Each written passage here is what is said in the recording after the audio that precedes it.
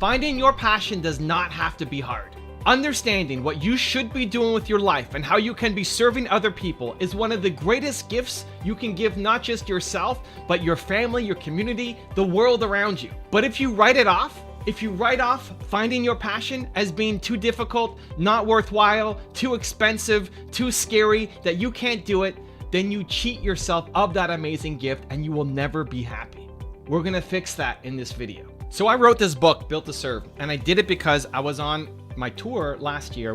I hit 90 days, 23 different cities, and I went for a different reason. I went on my tour talking about how to build momentum in your life and your business.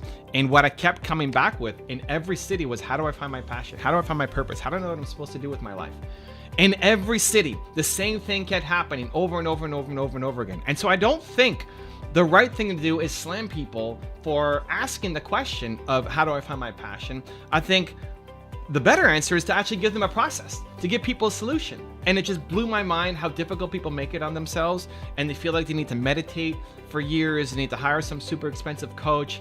They feel like it's hopeless and they'll never figure it out because they look at the people around them and you say, well, the people around you haven't figured it out, so how am I going to figure it out? And if your parents haven't figured it out, why are you listening to them to help you figure out your purpose and your passion, what you're supposed to do? It doesn't have to be that difficult. And I started going through this process with people when I met them at my different groups and my speaking gigs in each of the cities that I went to. And the most memorable one was in San Jose, where I walked people through this process of who I how. And just the first question was like, hey, I don't know what to do with my life. I don't know how to find my passion. And I walked them through the who I how process. And then that person started crying and in a great way, like, wow, finally having some clarity. And then the rest of the Q&A basically was me doing the same thing for the people. Who I have. And now people have clarity and momentum where they didn't have it before. And so it's why I wrote the book. It's why I'm making videos like this. It's because I want to share the process with you so that you can find your clarity, you can find your passion, you can find your purpose, and turn it into something that builds a happy life for you and for the people around you for the rest of your life. It's one of the most important things. If you figure this out, understand that this will never get old.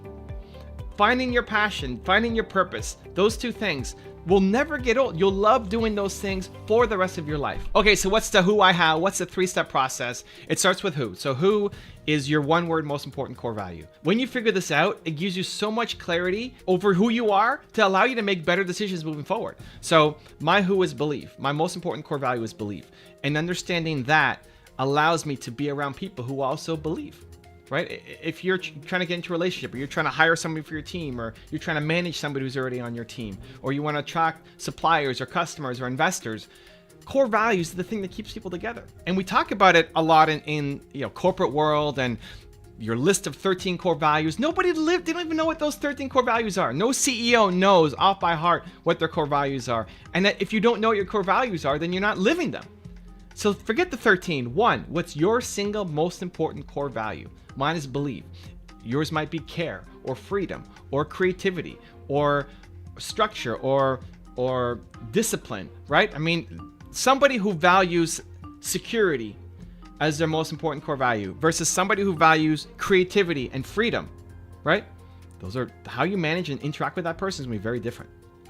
You can't push the person who values security on freedom and creativity, right? And somebody who values creativity as their most important doesn't want to be boxed in by security. And so when you understand what your most important core value is, and so think about what movies you like, the people that you love, the lessons that you learn from your favorite teacher, all of this, or just spend some time thinking about what is my most important core value. You have to pick one over everything else. Don't worry about being the perfect one yet. Just if you have to pick one. This exercise is in the book that walks you through it in a lot more detail, but one core value. Understanding that gives you clarity for the rest of your, that will never change. I'm belief for life. If anything, just more and more belief, right? Step 2 is figuring out your why. Your why is something Simon preaches, right? Start with why. Your why is your purpose. Your purpose comes from your pain. This is what I think Simon missed in his TED Talk. Your purpose comes from your pain. Your purpose for the rest of your life is helping people who currently are what you used to be. There's lots of people who currently are who you used to be.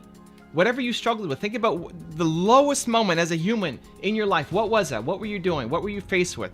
emotionally bankrupt? Like, when was that moment? You felt worthless as a person. What was that moment? What happened? There's lots of people who currently are that. And you going back and helping them, teaching them, giving them hope, motivation, guidance is the thing that will lift you up for the rest of your life. So again, that gives you massive clarity. And then the how is the last step. And the how is, how did you get out of the hole? So I love helping entrepreneurs. My why is helping entrepreneurs because I struggled so much as an entrepreneur. Why am I still doing this? How do I still have energy? It's 20 years now of helping entrepreneurs. It's crazy. The YouTube channel for 11 years. Why? Why still go? Why still make so many videos every day? Why have 12 different channels? Oh, this side. Why have all these channels? Why? It's my why propels me forward. My purpose demands it. The how, for me, of getting out of that hole that I was in was modeling success. I looked at Bill Gates and how he started Microsoft, and I learned those strategies and applied it to my company. The how becomes your passion, be able to teach people how to get out of it. Teaching people how to get out of the hole that they are in, that you used to be in, is your passion. It's not that challenging to figure out. How you execute it may change with years, right? So right now I'm doing YouTube. When I first found this, YouTube wasn't even around. So I did speeches and seminars, and then that became YouTube, and now then it became books, and in 20 years is going to be VR and some other technology. Awesome. But that's something that will serve me for life. I'll be 95 years old, sitting in a senior's home or in a wheelchair, or maybe by that time we'll be advanced in technology. I'll still be, running around.